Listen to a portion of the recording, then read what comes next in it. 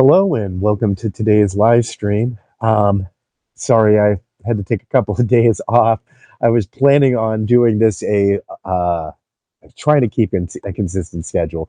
This really is sort of becoming sort of like the comedy of errors as I slowly learn how to try to do this live stream thing without a hitch.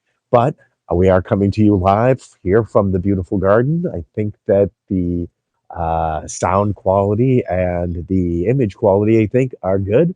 Okay, you can see we're in full bloom here at the Hulbig Floral Farm.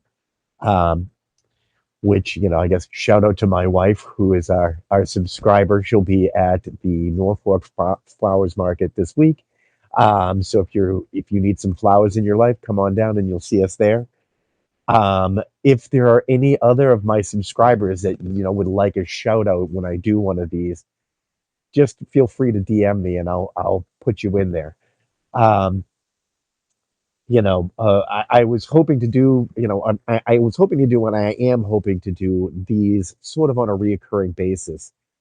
I got knocked off of my game this last week because, along with my wife going to Dave Matthews, which, believe it or not, is happening again, um, I caught the flu.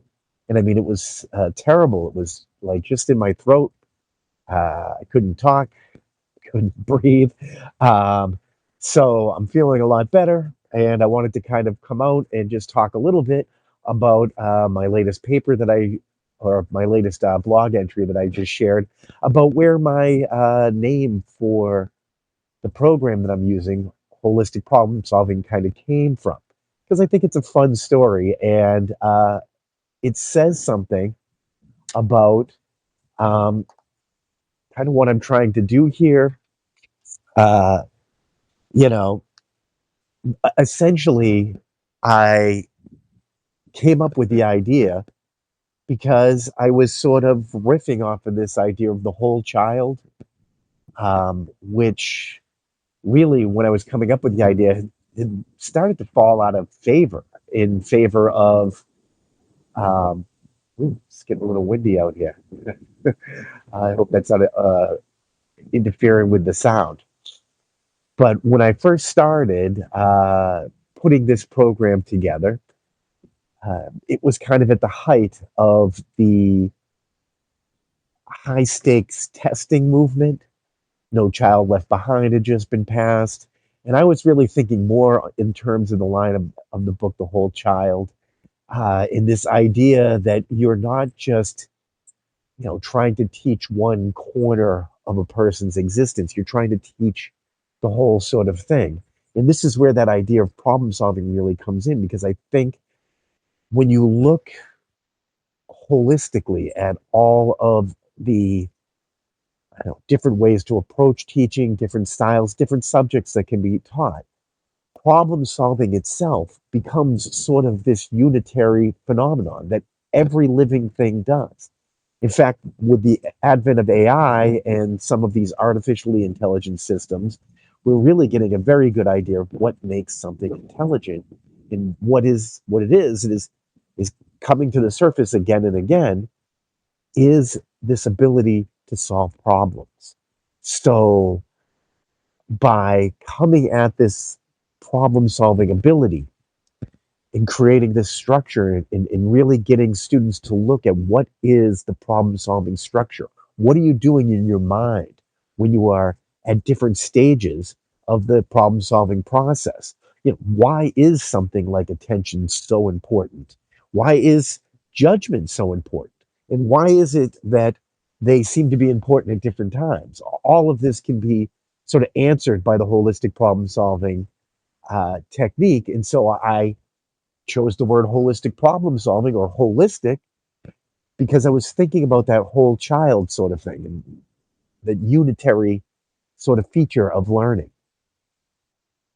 So when the person I was working with, um, Katie, came up to me and said, "Phil, I think you might have spelt this one wrong."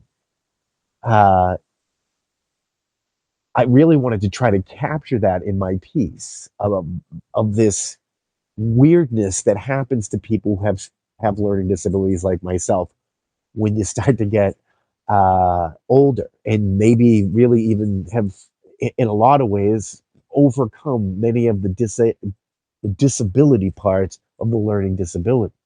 Um, you know, the the part where you still make the errors with words that doesn't ever really go away. You start to become more aware of what kind of errors you make, and you can really dig down on when certain words come across your desk. You can say, you know what, that one's going to be one I definitely need to look up. Like just as a general rule of thumb for myself, anytime I see a word with more than one vowel, I'm doing a double check on that one because vowels, particularly multi vowels in one word, throw me for a loop. But ironically, words that have these fringe meanings or overlapping, um, I don't know, interpretations like holistic does, I think really throw people who are dyslexic for a real loop. You know, these words, like I often make fun of the I before E rule because I remember I overlearned the I before E rule, I before E, except, when sounding like A as in neighbor and way, you remember this whole little poem, but nobody ever tells you, oh, one of the words that is going to have an I and an E in it, okay, is not going to follow this rule, and it's not even going to work out and be part of the rhyme. And it's the word there, as in, THEIR. Okay, and it took me many, many years. I can remember, my mentor saying, "Why are you spelling there this way?" And I said, "What's I before evil?" And that's when it came out to me. My mentor said, "Well, wait a second, that's that's actually not how it works." And so, I wanted to try to capture that experience of being like, I don't know how old I was at the time, but 40-year-old dyslexic who's been told that the name of the program that you just created is spelled incorrectly. And uh, how I immediately assumed that I had spelled it incorrectly. This is a survival mechanism that I strongly recommend to anybody who is dyslexic. Because, like, I have been in many, many situations where I have tried to argue the reason for my misspelling. And even if people humor me for it, I still wrong. The spelling police always win out.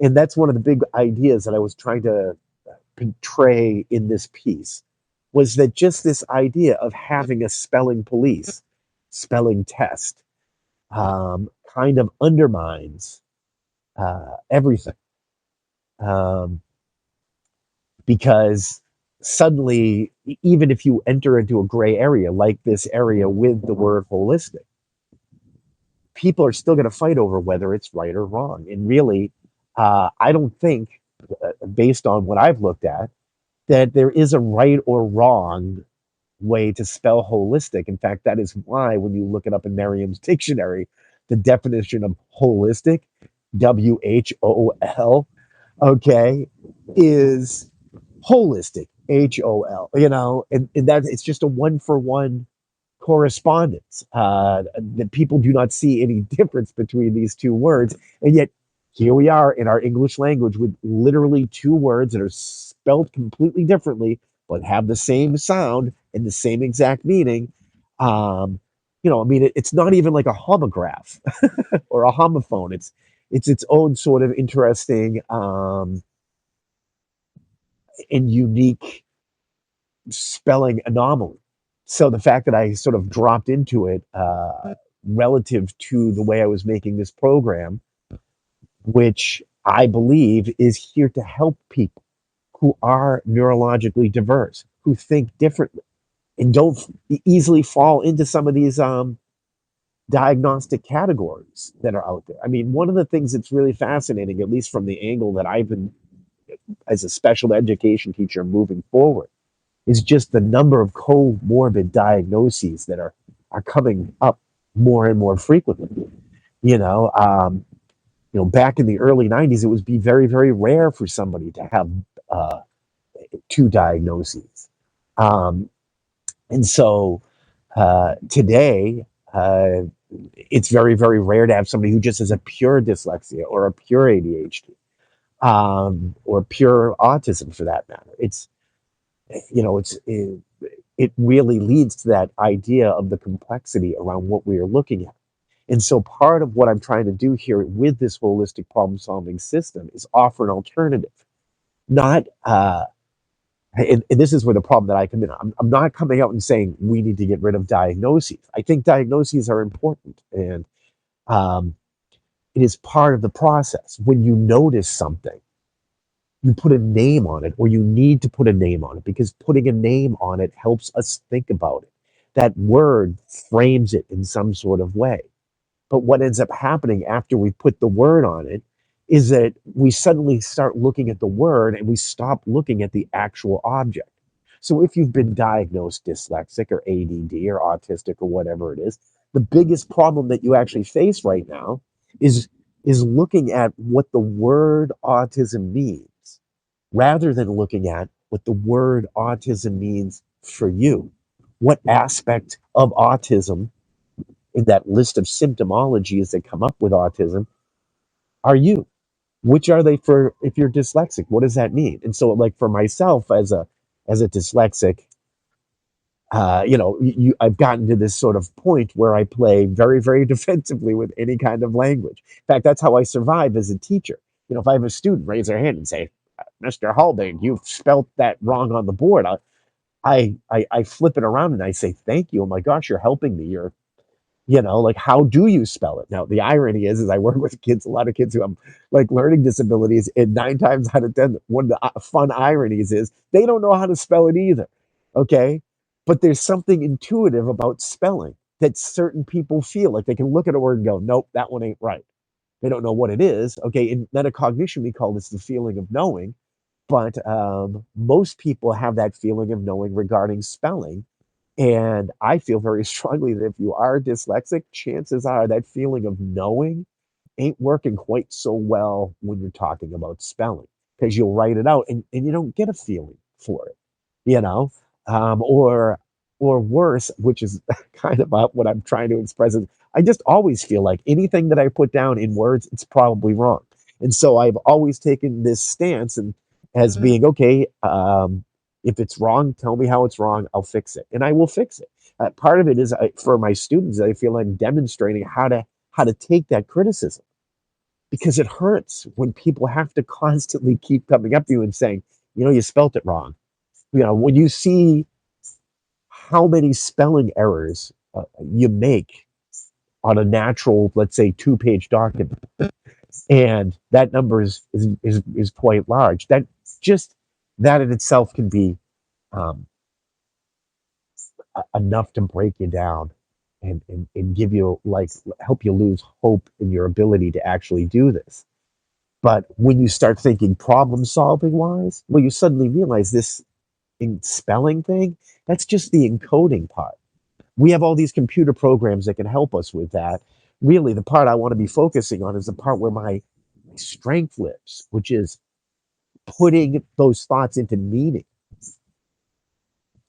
So I now focus primarily on the meaning and worry about how the spelling kind of comes together afterwards. And that's part of the reason even why I'm doing these kind of live streams is I want the support of a community that will look at my work, okay, and be able to spot if there are mistakes, oversights, okay, because part of having a neurological disability, this is an unpopular, stance, I know, but it means that there's something about the processing of this world that you don't pick up, that you don't process.